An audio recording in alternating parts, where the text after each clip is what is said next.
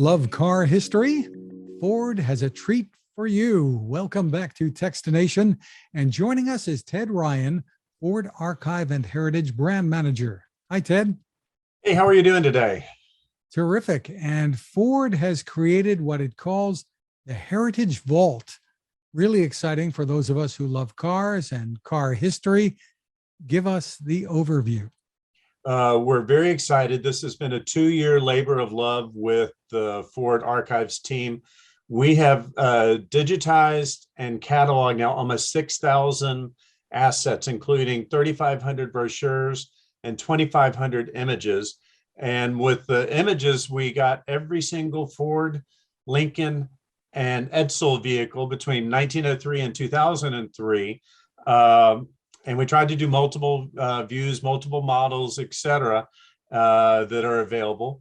And then with the brochures, that's very exciting. That is 3,500 brochures covering everything from the Model T until we just cut off in 2019. So if you want to download a 1967 Mustang brochure, have at it. If you want a Continental Mark II brochure from 56, it's there for you. And everything is free and open to the public and fully downloadable. Really terrific. Well, let's take a little bit of a look. You can guide us through some. We tried to make it big, bold, and beautiful and easy. So you can either do a search directly from the main search bar.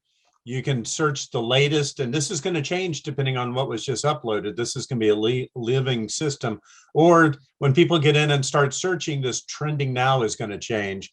My favorite search is the easy to use advanced search, where let's pick a make. Give me a make. Let's do a Ford though today. Which one would you like? Let's see what you keep going down. Can you go to the T's? I'm guessing you're going to be a Thunderbird. Yeah, that's what we want to take a look at. And maybe a convertible because we have so many. Then if you wanted to, you could sort it by color, but just for the sake of ease, let's just click search. And over here on the left-hand side, you can see all the different filters, the makes, the models, the years, the colors. And you'll see some are multi, like an Edsel and a T-Bird are listed together. Well, because they'd be in the same photo together. Two features that you ought to see from the beginning is you can download the asset. And once again, Fred, we want this to be free. We want our users and our fans to access our materials. That's why we have them. Or you can add it to a collection, and then you could download them multiple at the end. They're high quality images.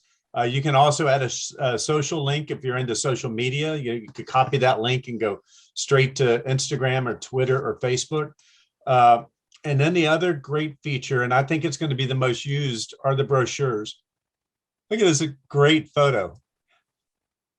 Ford truck at Daytona with a mock-up of a T-Bird on the back of a F-Series. And this is why we did it, because there is so much fantastic content that we have in our archives that we've been able to share internally with our associates over the years, but we haven't been able to share it externally. And this is our chance now to share our materials on an external basis and to be able to have everything available online for our end users to use. Let's look and see if we got a club wagon. Here's the real value. If the gearheads are going to love this. They'll be able to download the brochures. It may take a second because they're high quality. This is probably about 100 meg file, but then you can go through page by page by page, and you can read all about the cars of your memories or the cars of your dreams, and to make the brochures come to life, to make the colors, to make the accessories.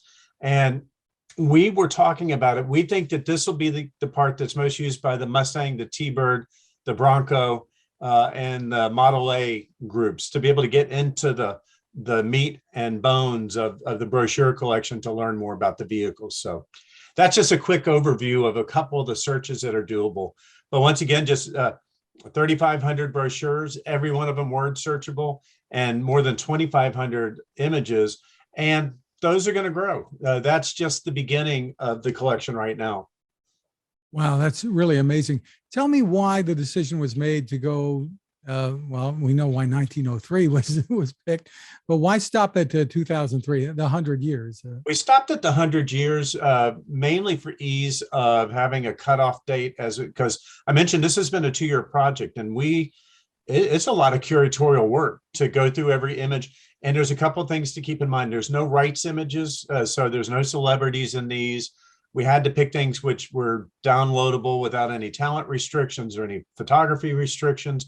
So it took a long time looking at every photo, and we cut off at 03 on the photos, but we didn't cut off at 03 with the brochures because they don't have the same restrictions. In the future, that 03 on the photos will turn into 13 and then eventually 23 as we bring it up to date. So eventually the F-150 Lightning will be. F-150 Lightning will be there. And that's actually one of our challenges, is that we know at the end of this year, we're going to launch probably our World War II Arsenal Democracy collection with Willow Run and with the Rouge and all the great things that Ford did during World War II. But we might switch, and we are in the midst of curating a library of concept vehicles between 1955 and 65. So you as a general public, what you can pick one of those, and our meeting is next week. Which way would you tell me to go? Well, I'm a techie guy, so the concept stuff is pretty attractive. You're the fifth one who said concept. So eventually they're all going to get in there. And the main thing is, this is Ford Motor Company's first platform to share openly with the public. You know, we've had a media site, but only content that's like 6 years or younger lives on there. And this is our first time to say to the rest of the world, here's content, you can come and use it for free. You don't have to write the archives to be able to get a picture of a 1957 T-Bird. It'll be there for you whenever you want it. And you can download it and make it your screensaver if you want, that first car that you owned or something. Yeah, so like even print it and put it on your walls. That's fine with us too. There is a commercial limitation. You can't put it in a book without permission or put it on a T-shirt. And as you download, those rights and restrictions will be in there. But we conceived this for the general public. And I told the staff, I said, imagine a high school kid writing a paper on the Mustang who's getting his pictures and information from Wikipedia. Let's be better than Wikipedia. Let's put the raw materials out so the dates, the facts, the figures, and the photos are all there for anybody from a high school kid to a journalist to a fan of a particular car. Terrific. And Ted, your assignment for next week is to turn this into a VR experience too. I've got my hands full with this, and we've got so much exciting stuff to come. My goal is that in 5 years, there's 50,000 assets in there, and that anything that anybody wants is available at the click of a button. Well, you've had a great career, and tell me how much fun this was to work on. I know it's challenging. This was fun. In my past, I've done Bobby Jones, I've done the Braves, I've done Coca-Cola, but this is the first time we've ever actually been able to share any of my jobs directly to the public. And there's something exhilarating. I mean, I'm a lifelong professional archivist and worked in corporate archives and public archives. This is the first time we've been able to share directly to the public in a way that lets them being in charge. I'm not curating an exhibit for them to see. I'm putting the raw materials there and saying, you choose what you want to see and have at it and enjoy and share it with your friends. And the nice thing about it, living online, this exhibit, is that everybody can access it. They don't have to get in the car and make a trip.